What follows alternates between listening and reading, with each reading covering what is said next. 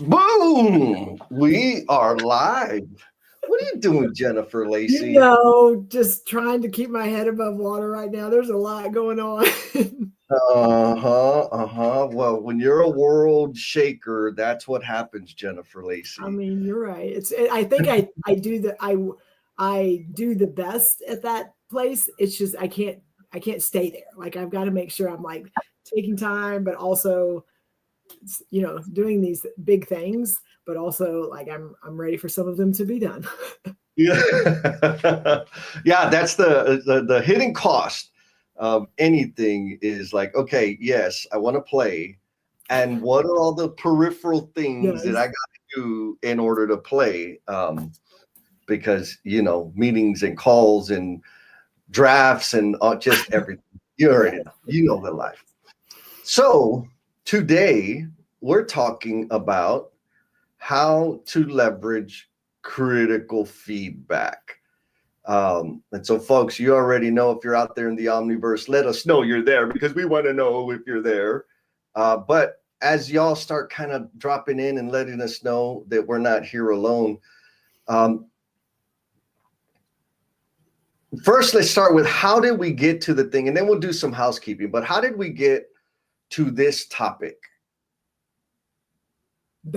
It came from our after party. So again, we're gonna have another after party today, but we talk about a topic on the live stream, and then we get together with our tribe members where they get to do more of the talking than you and I. And in our after party last time, a topic that kept coming up was like critical feedback, engaging with it, giving it, receiving it. Like, do we avoid it? Do we ask for it? And then once we get it, like, what do we do with it?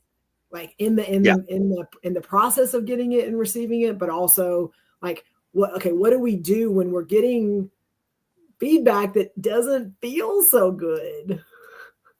Yes. Yeah. And I love it because, like, last time we were talking about like how do we give feedback and how do we communicate and point things out and all that stuff. And of course, the tribe, they're all like mega ballers. And then it's like, oh, but what about getting that feedback? Like, because Yes. that's all like, even as a leader, it doesn't matter how influential, how much authority or responsibility you have.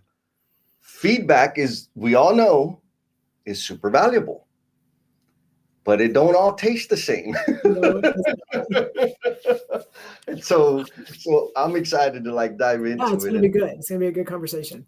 yeah, and so we got some troublemakers. I'm gonna give them a shout out. Oh, you know what I forgot to do? Um, I don't remember how to do it now. Anyways, I got to see how I can get the. Oh, Oh, here it word. is. Boom. All right, there it is. So Mr. Whedon coming in from Good YouTube land. morning, Lee. Great morning. Great morning to you, my friend. I think we'll be seeing him in Arlington. Yes. Um, And yep. And Jared. Jared, who's just like, folks, if y'all need any tips on how to like win the ultimate awards at Congress, y'all need to call Jared because he Yes. apparently he has an inside lane that nobody else knows about. Oh yeah, he says I want some critical feedback. All I got right, to so see before him. we I get got to see him this week, and I got to spend some time with him, and he was very direct in his communication with me. On he very much knows when we have a conversation that I'm going to be straight and to the point and tell him exactly what I think, and he's learning to receive that better. I like it. Well, and I mean that maybe that's something we need to dive into, right? Is like because there's this element of giving it and being uncomfortable about it, but eventually you condition people to understand. Well, at least it's been my experience, right? Is people understand like don't ask Jesse anything if you don't want to hear it, right? And so it's like, oh, okay, good, like it's a thing. Anyways, maybe that's another topic, but we got to do some housekeeping. Okay. So, Yes. Jen, what's this blue heart thing? Okay, so the Blue Heart thing, which I know LR's been on before, but it's been a bit. So I'm going to use him as an example.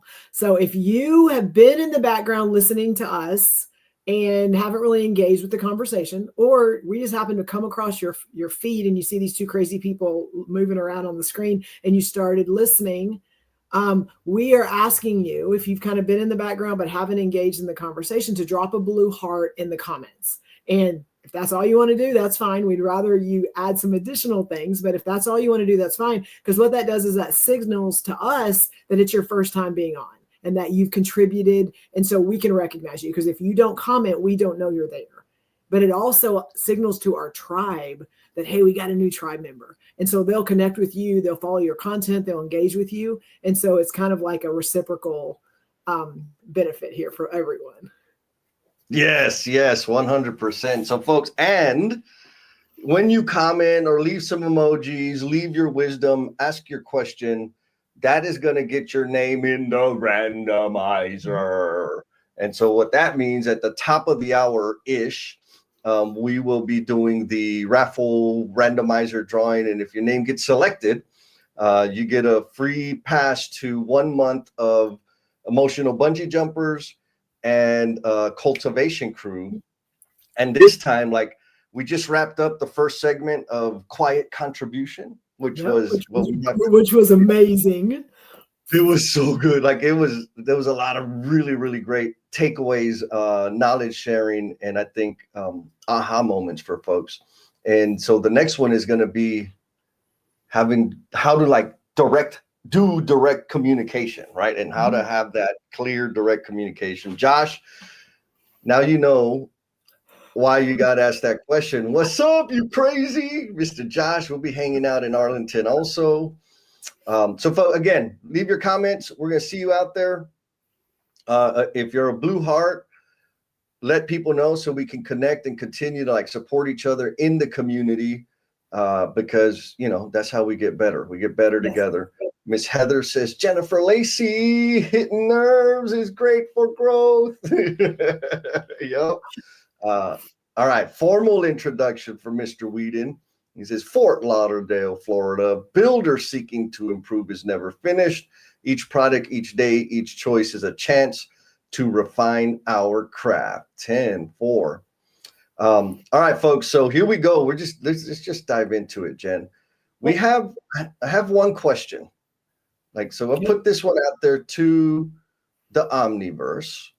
And then you and I can go back and forth about this leveraging critical feedback. And so the question to you out there, folks, is, first off, right? Like, you get zero feedback if you don't ask for it. Maybe you're around people that just love to shower you with feedback. But the question is this: do you ask for feedback, or do you wait for it to come to you? I'm curious as to where people are on that spectrum, right? Like, some might be waiting for their annual freaking performance evaluation or whatever it is. And then some are psychopaths like me that just always seek it out. And so I'd love to hear, and maybe even like, if you do go out and seek out feedback, like, what are your tactics? How do you go about doing that? Not just because I want to be nosy, but because I know a lot of people struggle with it. And so we're pretty much saying, like, go ask for it, because it's going to sting, and we're going to talk about how that stings. What do you think, Jen? I'm super excited because of the people right now in the chat. Many of those are like, I get to have regular conversations with, and all of them at some point have said, hey, what are your thoughts on this? Give me your feedback. So I'd love to know, like, how they come in and approach that and think about it, you know, because they want to be better. So this is going to be fun. Oh my God. Yeah. We already got great comments coming in. So Jen, in terms of this leveraging critical feedback, did you agree to have this conversation because you have always been a natural born expert at receiving critical feedback? Absolutely not. And I think I'm better. I'm so much better than I was 10 years ago. And even over the last 10 years, as I've realized that's part of my growth, and I'm going to say it again, feedback is part of my growth. So me, myself, reading, studying, asking questions, whatever, that's to me one piece of the way that we get better, but we cannot do it by ourselves.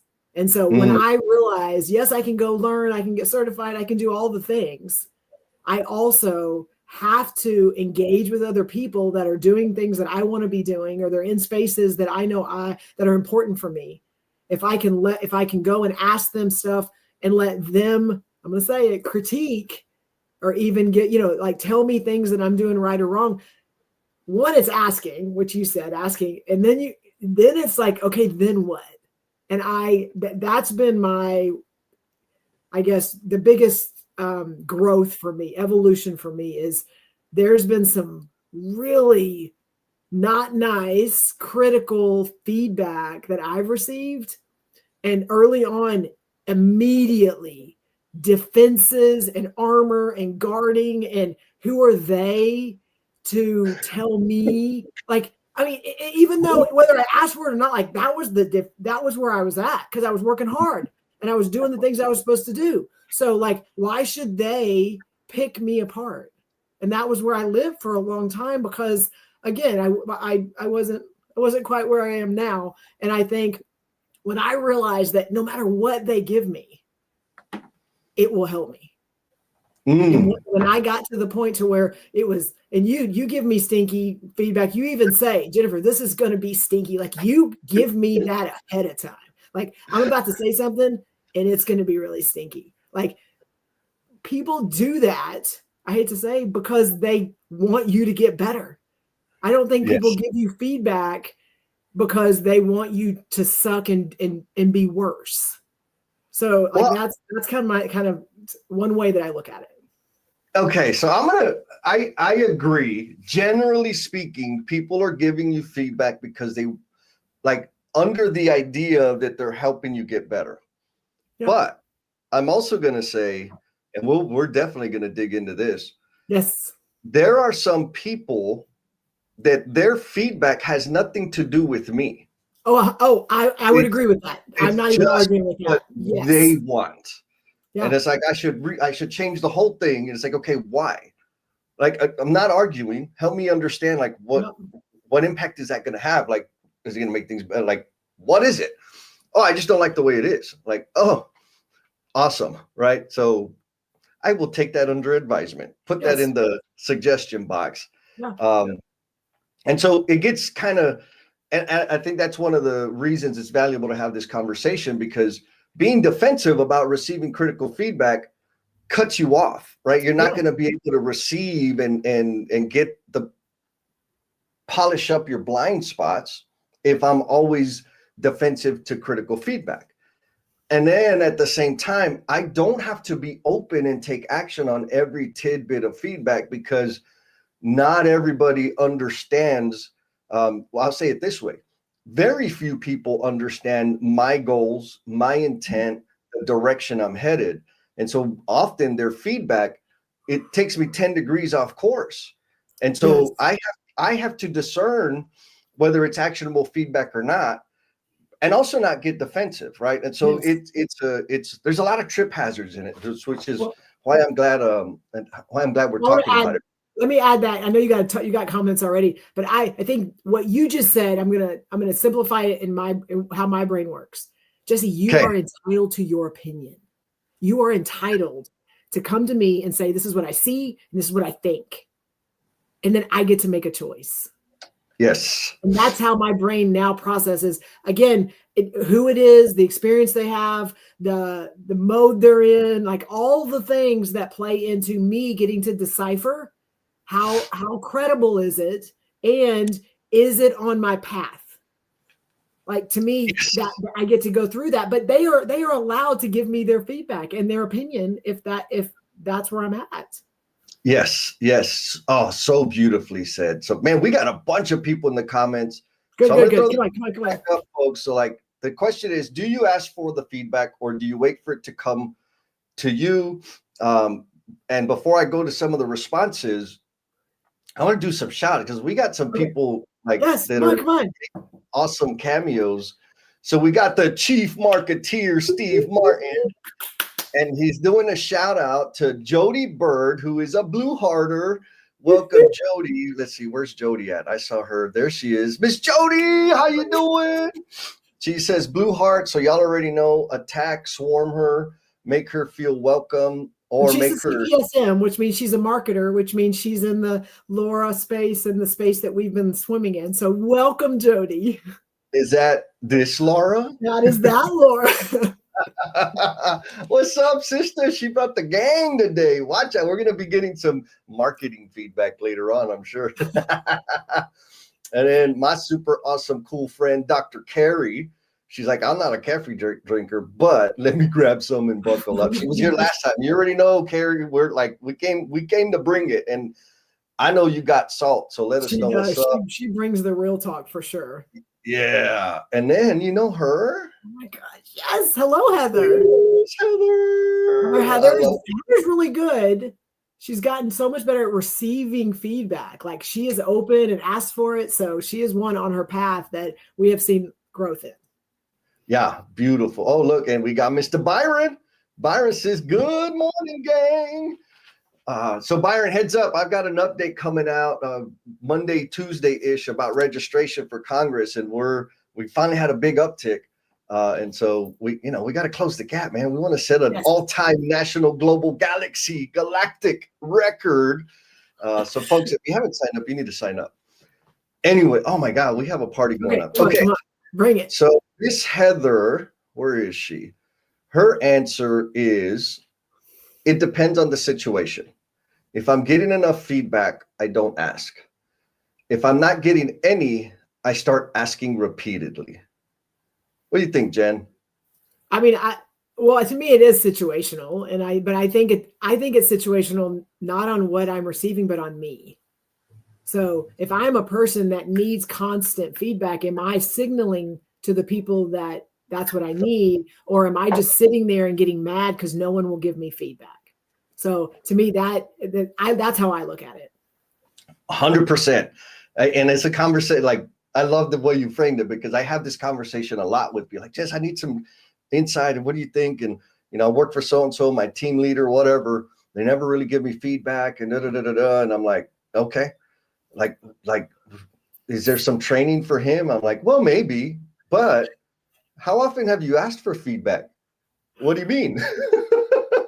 And I'm like, I agree that as a manager of people, like if you have direct reports, part of your job is to give feedback, to give performance evaluations. That's part of your freaking job. If you're not doing it, you're a scrub. But if feedback is really important to me, I need to ask for it, right? Like, freaking ask for it. Because we know feedback it's like an uncomfortable thing for people to give. So it's a really uncomfortable thing. And folks, if y'all don't know, giving feedback, practicing giving actionable feedback is one of the skills that we actively build on the emotional bungee jumper. So if you need to elevate your feedback game, you got to come hang out with the jumpers. Yes, anyways, absolutely. Commercial over. Jared says, I like to ask for feedback, but have found it often comes unsolicited but welcomed. A lot of times it could just be a look. From Josh. Like, oh shit, okay, I hear you loud and clear. So he mentioned unsolicited feedback. What do you think about unsolicited feedback, Jen? Is that stuff like valuable? Where are you on that? Well, yeah. Anyway, so I am of the opinion that all feedback is good.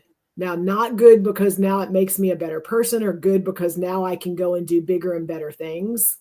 But feedback, when you get whoever it's from, even unsolicited, and I have a position on, if I receive it and it is ugly and stinky and meant to, however it's meant to make me not feel good,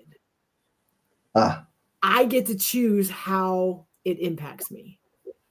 And so if it is unsolicited, and this has happened in my career where someone needed to put me in my place and tell me exactly what they thought with the intention of like tearing me down and breaking me down.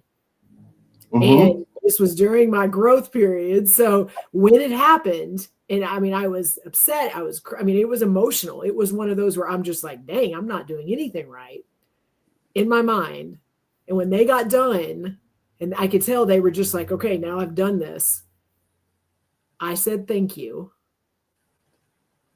And then I said, thank you. And and I will work on that. And that is all I said. And it was like one of the hardest conversations I've ever had. But to me, even unsolicited, even nasty, stinky, I still get to choose how I respond to it. Yes. And I think people forget, no matter how bad it is, Jesse, you suck. Like, what the hell? Like, what is going on? Why are you doing? You still get to choose how to respond. Yes. Yes. I love that. That's great advice. Because yes, there is a space between stimulus and response. And within that space, lies the power to choose. And we just, and you get to make that bigger, right? The more, that's Viktor Frankl, right? But the more that we leverage that space, it becomes bigger and bigger. And then we transition all of a sudden to a state of ownership away from a state of victimhood. Yes.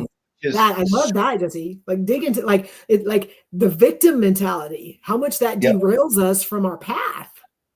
Yes.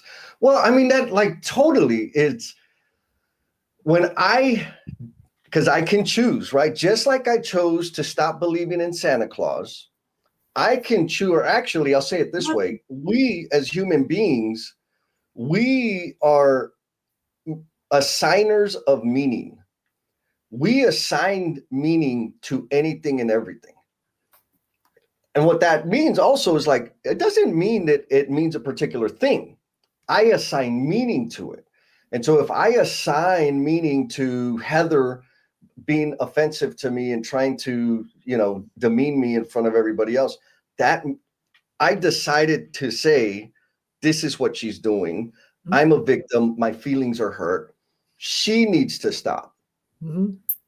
But when I decide to say, there's a point or two in there that I should work on. I've heard that multiple times. Okay, I'm going to take that. I'm going to do something with it. So now I've taken ownership of it. I'm no longer because I decided to give it a different meaning. Mm-hmm. And when I do that, then I get the ownership, and then the rate of growth or improvement, whichever word feels best for you, it's exponential, man, totally exponential. And so look, Heather's like, yeah, Jess, the one thing you can control is your actions and reactions, not the actions of others, right? 100%. We got Mr. James Gable. He says, good morning. He often asks for feedback. How do you pose that question without it looking like validation? Right. So I think what he's asking, and correct me if I'm wrong, Mr. James, is like, if I'm asking for feedback, does it seem like I'm like, please give me a compliment? Right. James, I tell you, like if anybody that's been in the NCCER superintendent certification with me, they know. At the end of every session, I said, I'm going to hang out for a few more minutes. If you want to stick around and ask me any questions, if you have an issue that you want to discuss further, or just shower me with compliments, I will be here for an extra 10 minutes, right? And so that's kind of a jokey way of saying it's okay to need validation. Oh, that's exactly where I was, is like, isn't feedback you asking for either validation because I'm doing stuff right or that I'm not? Yeah, right. So now I will also recognize that there was a time when I sought out feedback. This was back when I was like victim Jesse. And if it wasn't positive or reinforcing, it was right. It hurt a lot. Yeah. Right? Yes. And that's not productive. Because all I was looking for was a compliment or an attaboy. Mm-hmm. And so I don't know, Mr. Gable, let us know, like, am I close to what your thought was around the validation? I'll say on one hand, like we're human beings. We want to know, we want to understand, am I on the right track or not? Some people need it more than others. But on the other side of it, if all you want is a compliment, Ask for a compliment. Like I do it all the time. Like, who's got a compliment for me? Give me one. That's I a need plus delta. Like to me, that's the plus delta. That's the, hey, what value am I bringing? Yep. That's a question. And how can I improve? That's another question. Like to me, Yeah. that's what that is. Yes. Yes. Okay. So we got a bunch of answers. Comments. Come on, bring it. I loved it. Do you ask for feedback or do you wait for it to come to you? Was the question. And so we're going to start with Miss Heather. She says, I'm constantly asking for feedback. For me, any feedback I receive is never as bad as, oh, I love this. Never as bad as the negative thoughts. My perfectionist brain is thinking, right? So back to the validation thing. Mm-hmm.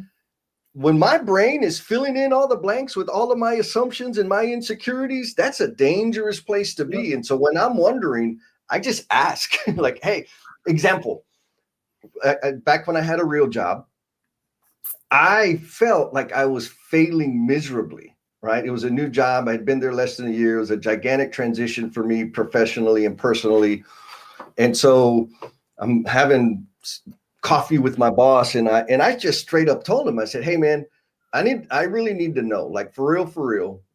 I said it exactly like this. I feel like I'm a huge disappointment to you. I feel like I'm failing miserably at my job and that my days are numbered. Can you because that's what I felt. Mm-hmm.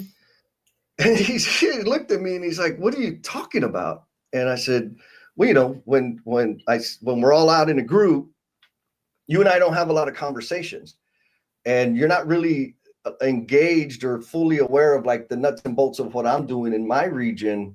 But I see that you're like super engaged and involved with some of the other guys.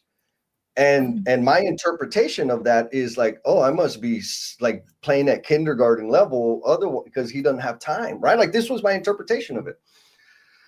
So kind of back to Heather's point, right, is like, I need to get clarity. Otherwise it's a dark space. Mm-hmm. And he's like, no, dummy. Like, I don't spend time with you because you're freaking rocking it. Like I get GMs, ops managers, everybody loves you. Like people are raving about you.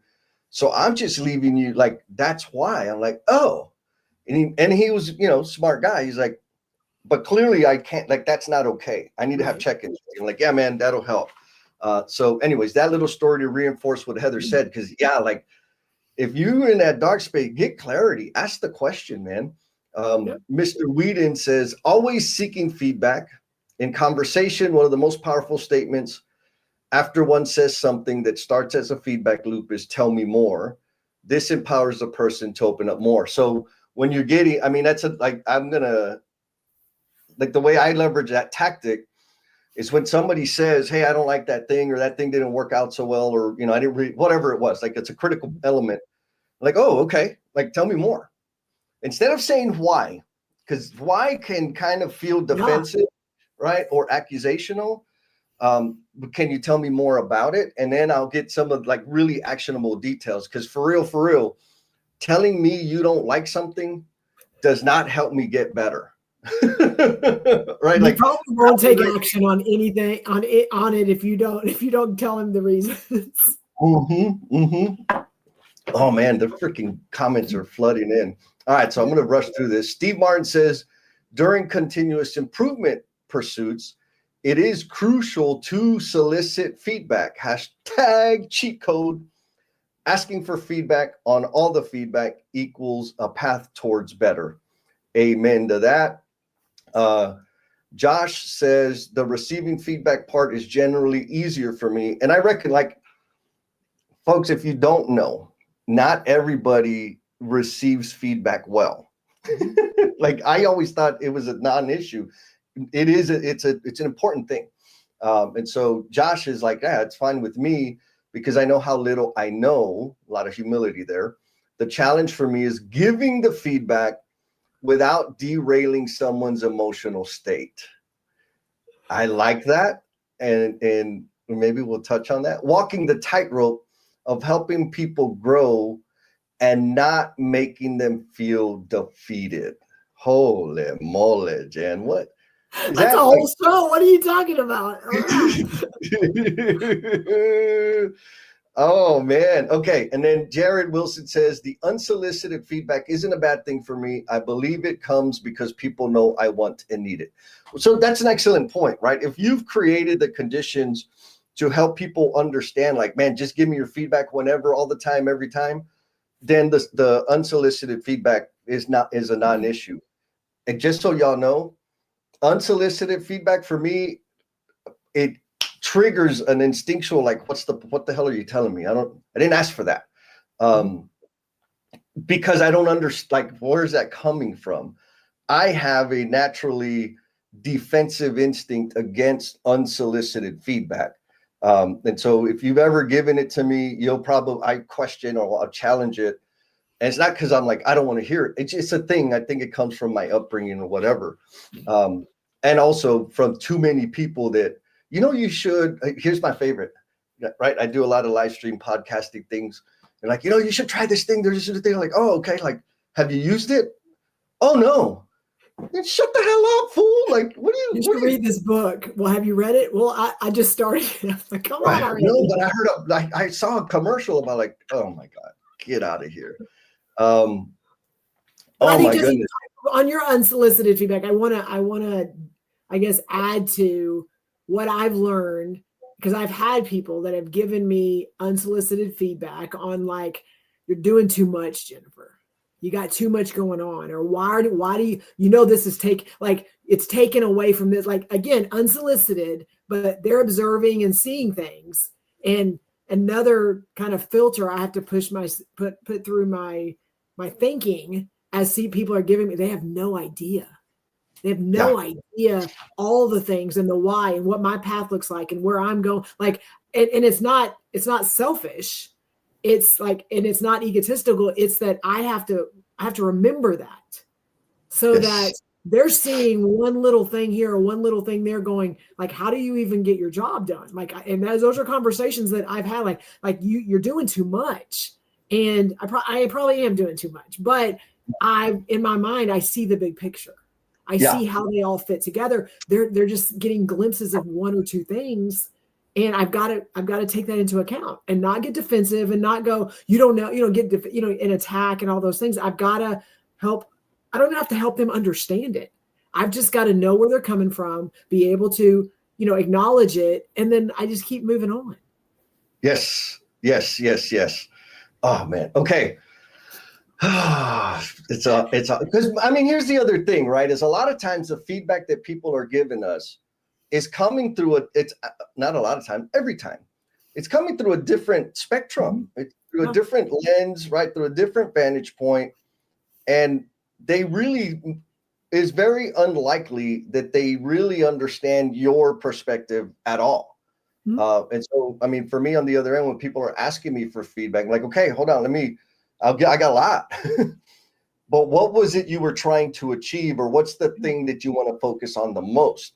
Because I could give you a shotgun list of stuff, but who cares? Like, none of it's really relevant until I know what your intent was, what your target was, and then I can give you some feedback in that direction. So Byron says, or ask, and this kind of wraps up the first question that we're already 30 minutes into. Is it helpful to get feedback from your peers versus managers? Or is that too much vulnerability? Oh, example, you're a project engineer asking a project engineer for feedback. I'm asking for y'all's opinion, no right or wrong answer. So let us know, like, is it helpful to ask feedback from your peers, or is that too much vulnerability? What do you think, Jen? Well, I will say that, in my opinion, it is more important to get feedback from my peers than it is the person I report to, because most of the people in my space that I work alongside, many of them in this chat, are people that are doing some really big things, almost to the point of they have more knowledge and understanding than the people we report to. Yep. And so I'm trying to make a statement without, I'm taking away from anybody, but like the people that are doing the work and that are out there and that are just killing it and working hard and grinding, like, that's the feedback I want. I want, it's great to have, your manager tell you you're doing some things, but they're not out there doing it with you. So Yes. they get to get glimpses of the stuff you're doing. The people that, I mean, literally one more just popped in, like people that I get to see and in the field, and I get to ask questions, and was there this week in Raleigh, got to see Jared, got to see Josh, got to see Christian. And there was a poster that I was like, rock star. And I'm like, where did that come from? Christian got it. He did it for Mark, and I got it. And now I'm incorporating it into my LCI presentation. Like all of that happened because of the people around me. So to me, I'm going to say it's way more valuable for me to get feedback from my peers. Yeah. Well, and I agree. But what I like that Byron put into question, is it too much vulnerability? Because I've been in, we'll say, environments or cultures, groups, teams, where getting feedback from your peer was dangerous because they're like, oh, weakness, I can exploit that in the future. And so I'm going to say the best answer that everybody loves is it kind of depends, right? Like if you're in an environment with people that it is that way, like, and I'm not even going to call it competitive, because competitive is a different thing. I'm going to call it like backbiting, backstabbing, that type of environment where people knowing that you have some vulnerability and that they will exploit it. Yeah. If you're in that situation, one, get the hell out. Yep. But that's not that easy. Two, then you got to. We always need people, just so you know. Right. Reach out to somebody in the tribe. Everybody's looking for help right now. But I'm with you 100%. Ask the peers, because they know what the work feels like, right? They know the pains. It's a shared experience, and you can get really deep feedback, as opposed to, do I need it from my manager? Yeah. Why? Because it's going to impact my raise and all that other crap. And so let's wrap up that point. So back to the question was, do you ask for it or do you wait for it? If you're a sensitive person, like if feedback stings in a really ugly kind of way, I know for a fact that wears off. But the only way it wears off is to get more of it. And the best way to get more of it is ask for it, right? Don't wait. I'm sure everybody on the call has been in a situation where they go for their annual review and they get slapped across the face with some really bad news. And it's like, what the hell, man? Like, I've been here all year sucking, and you're just telling me now? Like, that happens so often. And so how do you break that? You ask for the feedback. Now, I'm going to say another level up is when you want, if you just ask people, hey, can you give me some feedback? You're going to get weak sauce. So think about the very precise, specific things that you want feedback about, and then frame a question around that, and you'll set the people up to give you some really valuable feedback. That was what and that, again, what I do and what can help people out there that are like, how do I bridge and get into this is, and we do this with emotional bungee jumpers, but like now I do it with my company across the board, with people around, people that are in my tribe. But like, we have challenge questions, and those challenge questions are an easy way to come in and go, hey, like very specific questions. And you can say, hey, this week I'm going to ask 10 people, like, what can I do to make their job easier? This week I'm going to ask 10 people, hey, how can I improve the way that I show up for you? Whatever it is, like there are challenge questions that if you just say, I'm going to ask 10 people and they're going to be 10 different people and they're going to be people I see every day, you're going to get answers all over the place. But you're going to start seeing like, ooh, I didn't think about that, or ooh, that's going to be helpful. And then you're going to get, I'm going to say, desensitized to your feelings getting hurt so much. Yes. Yeah. You just got to build the callus, right? Like that's all it is to it. You got to build the callus. So go out there, ask for it, and you'll get reps in on how to better handle it. Mr. Christian said, what's up, Christian? He says, it's important to communicate with people to know where they're going and what their goals are and what they're trying to achieve. Absolutely. This would help to tailor the feedback that you receive and even give out. Excellent viewpoints. 10-4 on that. All right. So I'm gonna let's go a little deeper here. Okay. Right. Another question? We're going to get to another question? We got another question. Question number 2 coming up is, how do you separate the message from the messenger, right? Because we already know, like, not all feedback tastes the same. Mhm. We already know the tribe, everybody out there in the omniverse wants to grow so they can better serve and leave this industry better than they found it, right?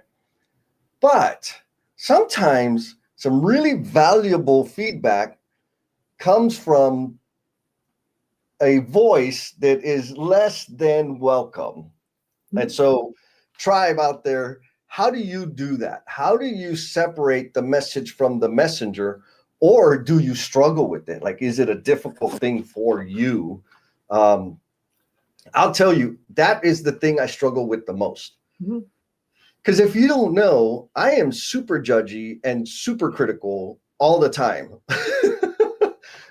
Because I obsess about things and I watch people too much, right? And then I make my own conclusions and assessments and whatever. And so I'll say it like this. There's people that are real, I call them hypey, right? They're cheerleaders. Like, oh, it's the greatest thing. They're the best thing. They're the smartest thing. This is the ultimate. Da, da, da, da, da, da, da, da. And like, if that was their state all the time, it would have a different impact for me. And then, 2 weeks later, the same thing or person they were hyping up, they hate them.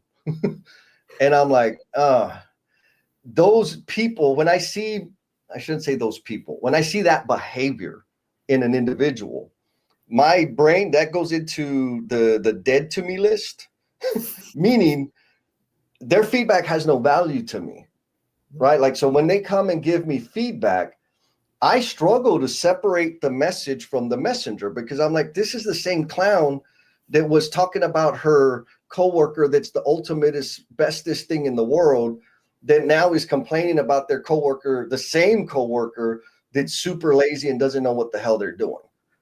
I'm like, clearly their judgment is off. That's my like, it's the calculus that I'm doing in my head. So whatever they're giving me is weak sauce. What do you think, Jen? Like, how do I fix that?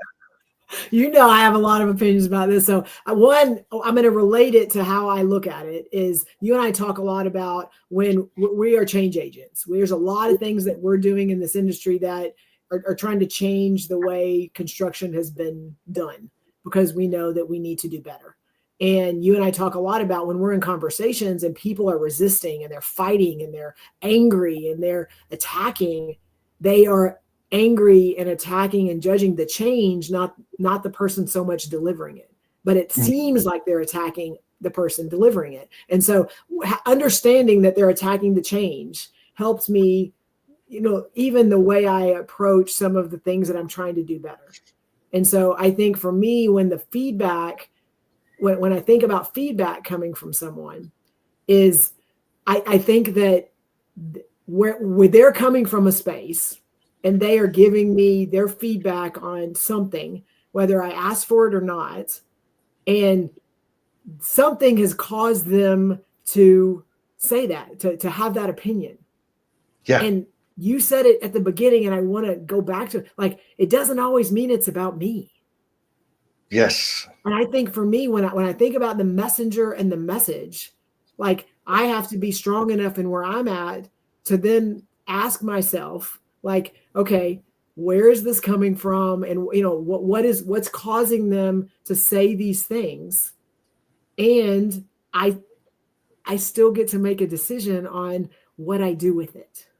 Yes. And so just the separation of the messenger, like, we're all human. We all make mistakes. We all show up differently. We all stay out too late and then come in late the next morning and we're not okay. Like, we all do things like that. That thing could impact coming in, not having a lot of sleep and feeling not okay. And then someone comes at you with something and then, well, yeah, what about this? And you did this. Like, we have to take those things into account. And again, I heard this on some social media. This is kind of harsh. If I wouldn't go to them and ask for feedback specifically about this topic, why am I getting so wound up about them giving me something? Yes. Right. Like, you would never ask them for advice. You have no desire to have any element of their life in your life. And now you're going to get butthurt because they gave you some feedback. Like, they got nothing to offer. You don't have to take it. Now, and I go here all the time when we're talking about feedback. And particular, like, we're talking about receiving feedback. So I think it's okay for us to be loose about it. But I also want to be super clear. When I'm giving stinky feedback and it's a non-professional situation, it's feedback. You get to take it or not. You and I have a lot of these feedback conversations. A lot of people on the call, I've had feedback, like conversations and given feedback. I am not going to be disappointed, upset, irritated if you take it or if you don't take it, right? Like, you get to do what you want with it. Now, if you're on my team and there's a formal function, like a formal relationship in terms of you're my direct report, I'm the boss, we're not having a feedback conversation. We're having a performance conversation, and these things need to change. I'm not giving you suggestions. Yeah. And I think maybe, like, when we're in the kind of loose space in terms of receiving feedback, we take it as a judgment or an indictment against our own personality or our value or who we are as a human being. But for me, there has to be a super clear line. Anyways, well, back to you said about, like, separating the person, the message from the messenger, right? I totally agree. And here's something that I've done that's helped me dramatic, kind of like you talking about, they're not rejecting me, they're rejecting change. I just represent change. When I'm doing facilitation and coaching with, professionally, and people are arguing or, like, contesting the thing, I used to get pissy about it, right? Like, oh, we need to get that son of a gun out of the room because they're not paying attention. They're a naysayer, blah, blah, blah. But now, because just like I decided to stop believing in Santa Claus, I have decided to say, you know what? That person right now is reconciling this new idea. And they're making sense of it in their world. And that's what it looks like. They're coming out like they're arguing and challenging. Like, no, they're just trying to recalibrate so that it can be applied in their world. And so that's one of the ways that I will separate the message from the messenger, because that's not necessarily we're having a feedback conversation. That's me expanding my perspective and understanding that there are many, many avenues from which feedback comes to me. And so if I'm attentive to the group and to the people and what they're saying and what the energy is, that is like live and in the moment feedback, which is a little different than, not a little, it's a lot different than having a feedback conversation, right? Like maybe that's another way to think of it, folks, is like the kind of invisible, informal feedback. If you're running a team and they're not meeting the expectation, that's feedback. That's clear feedback that you need to change something to produce a different outcome. Right now, we're talking about feedback loops and this sort of thing, but there's feedback available to us all around. So we got some comments here. Okay. Huh? To the comments. To the comments. Here we go. Byron says, I think that comes with getting to know the messenger better to try and understand what his or her intentions might be. 100%. Dr. Carey says, it took me years to separate the two, the message and the messenger. I agree. But focusing on the why people behave as such, I keep digging to answer the why. I typically get to the center of the messenger identity, dismiss the person, but the feedback may still be valid. That's a lot of work, right? And I'm not saying that kind of like, that's too much work. I'm saying, like, it takes freaking work. Like, there's a level of maturity required to be able to separate the goofball that said it and the truth that's going to really help you get better. Yep. I think what I just heard her say, and I think you've said some things like this throughout today, but I want to say it very clearly, is you say sometimes, like, when there's an issue or there's a problem, like, I attributed 1% of something to this issue. I think for me, when feedback, if I can messenger and message. someone's saying something to me, there's at least 1% truth in something that they're saying. It could be that just I communicated something wrong. I didn't do something that is on me that I could have done better. Not that you have to own it or have this whole conversation about it, but if you can look at it as they're coming and they're saying something to you, like, okay, what's the 1% truth in the things they're saying? Yes. Yes. It's because there's something there, right? Yeah. Oh, and here's another thing. If you're not getting feedback from people, you're probably signaling to them that you don't know how to receive feedback, right? Like for real, I think human beings, we are feedback machines. We're not all emotional bungee jumpers. So we're not all very practiced or effective at like articulating the purpose and getting clear about giving actionable feedback. But when people stop giving you feedback, that's a warning. I'm not saying guaranteed 100% all the time, but it's a warning signal. Mm-hmm. The reason you're not getting it is because of the way you receive it. You can't take it. Right? You don't, like, if you get defensive and explain and all of these things, you're signaling to people that you don't want it. And I know me, when people out, and I've learned to like just be direct and ask when people they ask for feedback, I give feedback, I give my observation, and then they start kind of like explaining. I'm like, oh, you didn't like that feedback. You didn't really want feedback. Like, oh, no, I did. Like, it was helpful. I'm like, okay, how is it helpful? Because what you're telling me right now is justifying, like, it sounds like you want to defend your position. Oh, no, I was just explaining. I'm like, okay, I don't need the explanation. What I want to know, you asked me for feedback. What are you going to do with it? How can I help you put it into practice? So anyway, summary there is, it is very possible that if you're not getting feedback, it's because you've signaled to the people, something in your behavior has signaled to the people around you that you cannot handle it, and it is not worth their time to give it to you. Yep. What do you think? Am I being too harsh, Jen? No, that's exactly it. And I mean, I'm going to even take it back to the job site. If we're not getting feedback on the constraint board, it's because we have completely made them feel like if they say something, we're not going to listen to it, or it's not our problem, or it's not our fault, or they need to do something better. That's why our constraint board is not getting populated, and why we are continually having issues in the field and work is being stopped because they're scared to say something. Like it's the same thing. If they don't say things and they're not being open, you have signaled for them not to do those things. Yes. Yeah. It's like the suggestion box. Why don't people put suggestions in the suggestion box?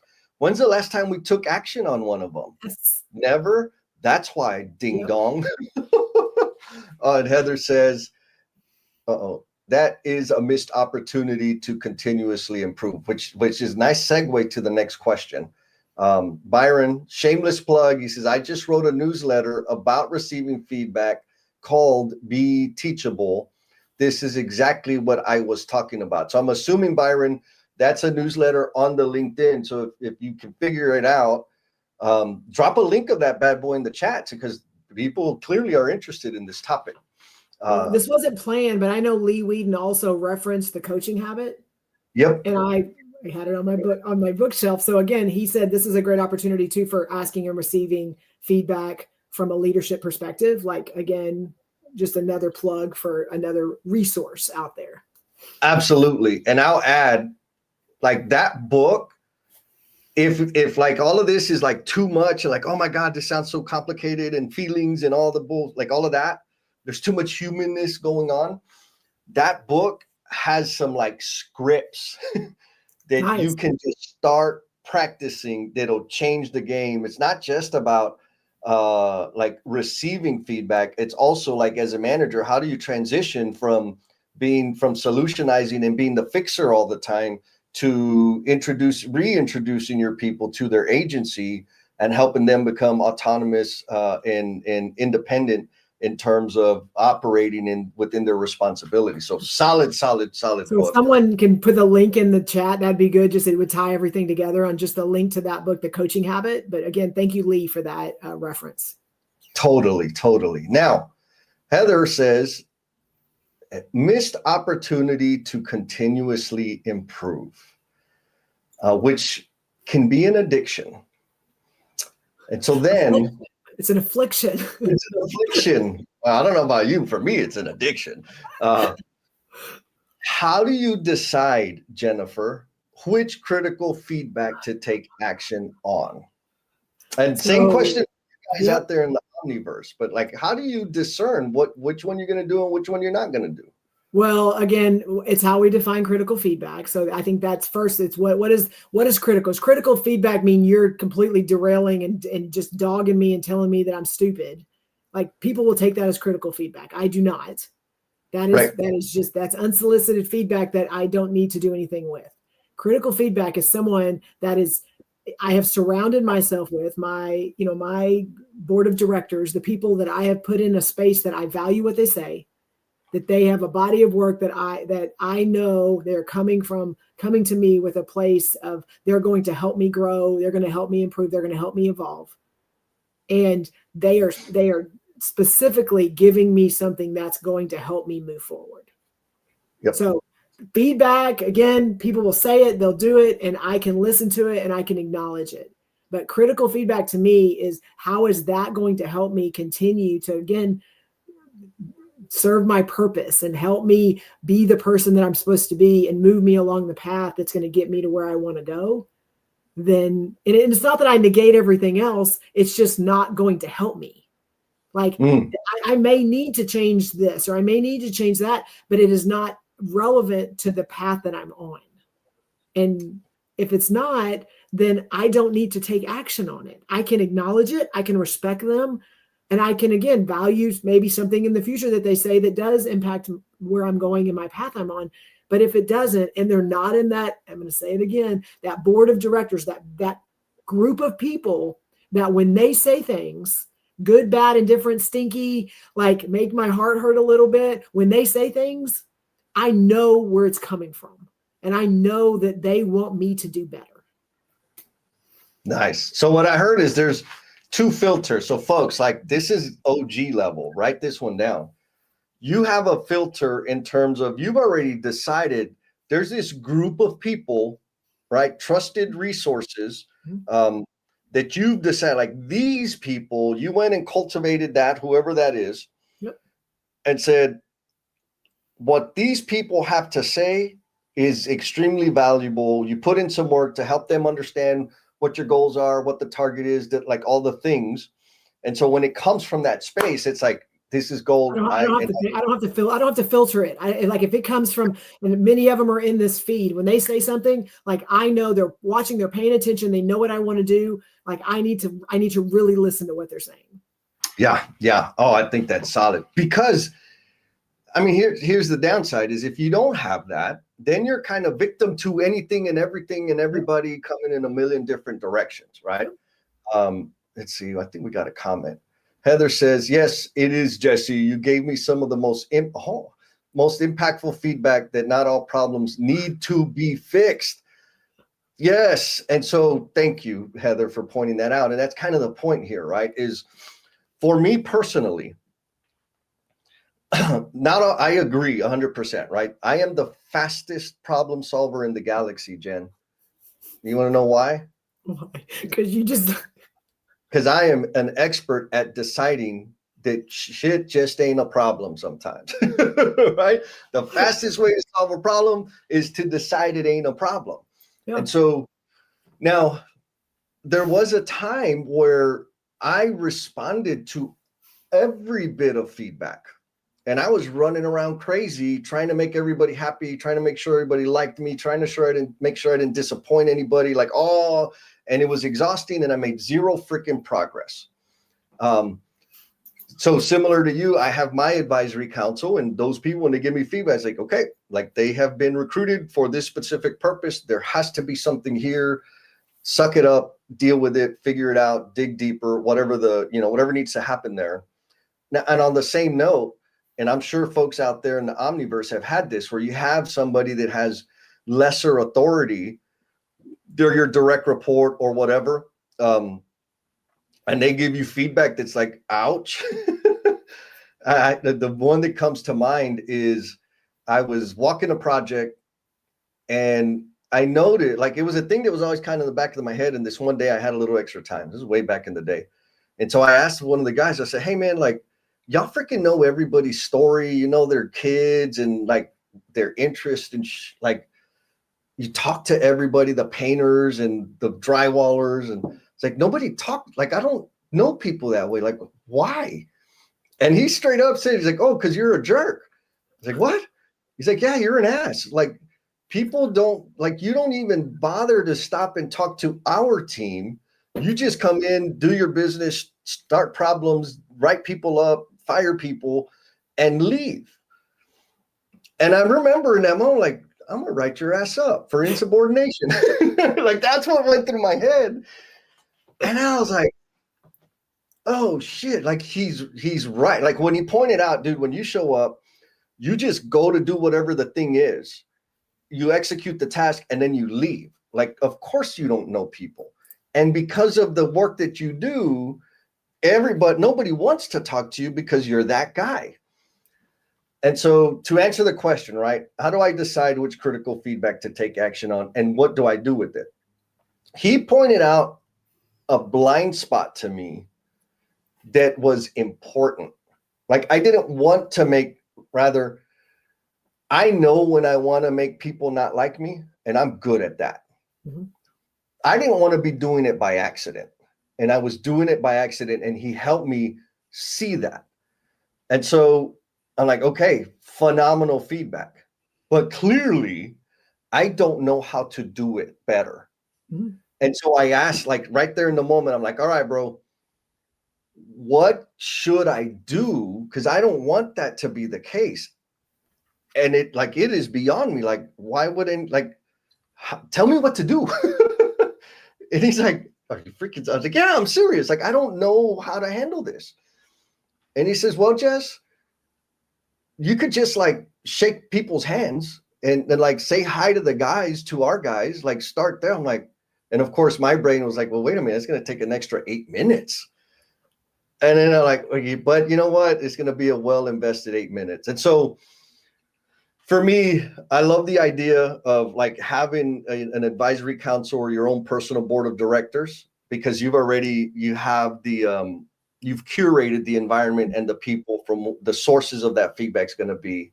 And then kind of like Heather said, not kind of, exactly like Heather said, not every piece of feedback needs to be taken at, like, not every problem is a problem. And so we can dismiss that. I know we need to do randomizer, but I also have a cheat code on to figure out if you're a person that is doing it right or wrong, kind of helping you. But let's do the randomizer first, and then I'll come back and share kind of a way for you to be able to say, hey, am I a person that people are not they're not going to give me feedback. They're not going to be comfortable with me. There's a pretty easy way to identify if that's how things are working, and then also what's the missing piece. So I'll share that after the randomizer. Oh, I like that. You just threw that hook out there. We'll come back after this commercial break. So it is time for the randomizer. So what is this for, Jesse, again? So randomizer, for anybody that dropped comments in the chat, dropped emojis in the chat, your name gets put into this little raffle. We got 17 names in there, all the people. And so what that also means is lurkers, I'm sorry, lurkers, but if you didn't comment, you're not in the randomizer. But I'm going to hit the draw button, and the person that gets selected will get a free 1-month pass to the Emotional Bungee Jumpers and the Cultivation Crew. And so here we go.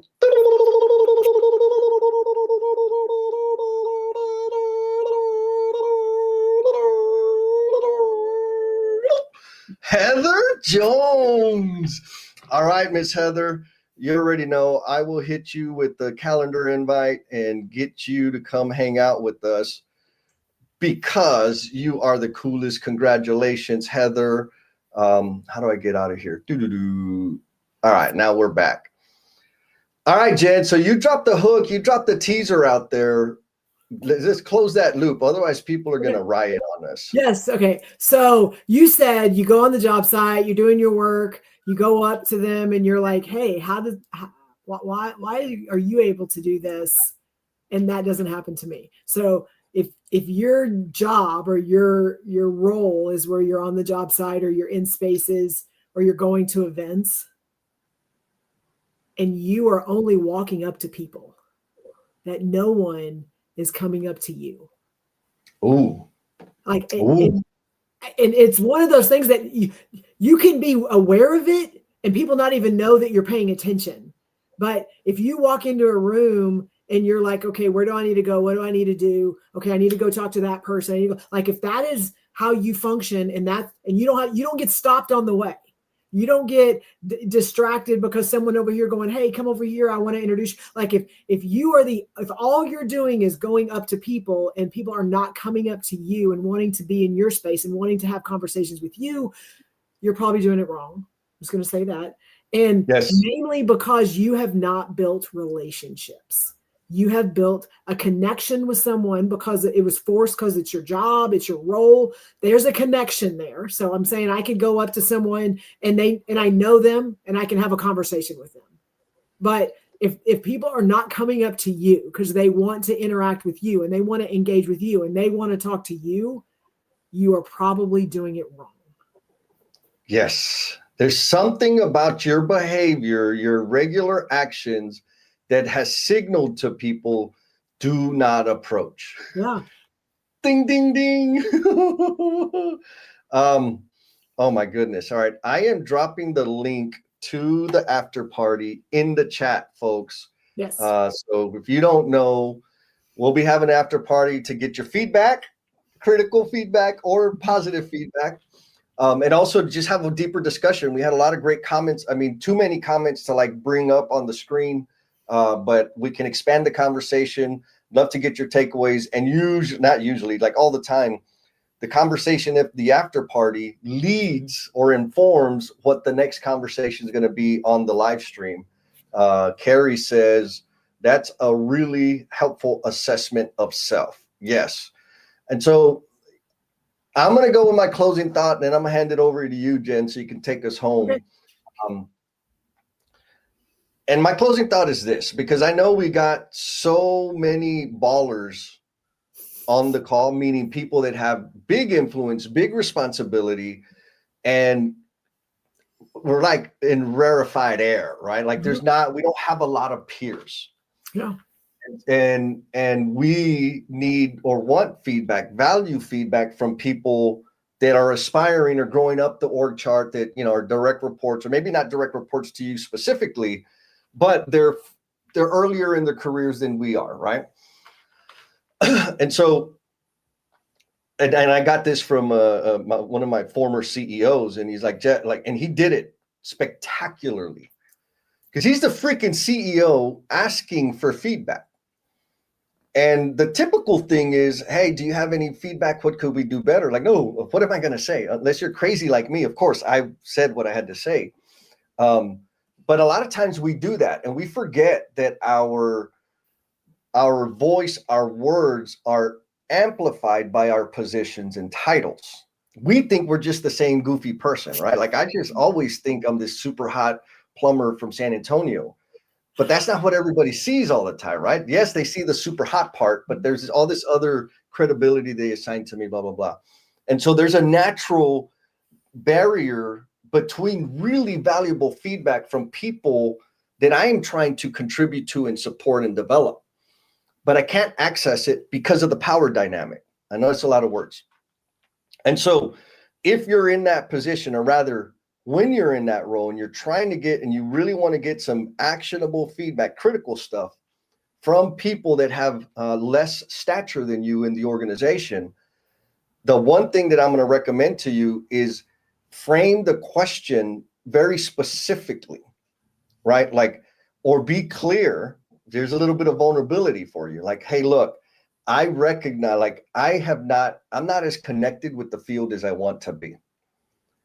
I want your insight as to what you think some leaders that are really good and really connected with the field, what do they do that I'm not doing, right? Getting super, super specific, especially when there's that power dynamic, And I think this also applies at home with the significant other. I don't know because I don't do that, but getting super, super specific on the skill or task that you want to, not task, the skill that you want to build helps people give you very actionable, critical feedback. And just know, like, people respect you, people look up to you, and they do not want to violate or risk the connection they have with you. So a lot of times they're going to tone it down. And if you want that really juicy, meaty stuff, get super specific and you'll get that good stuff.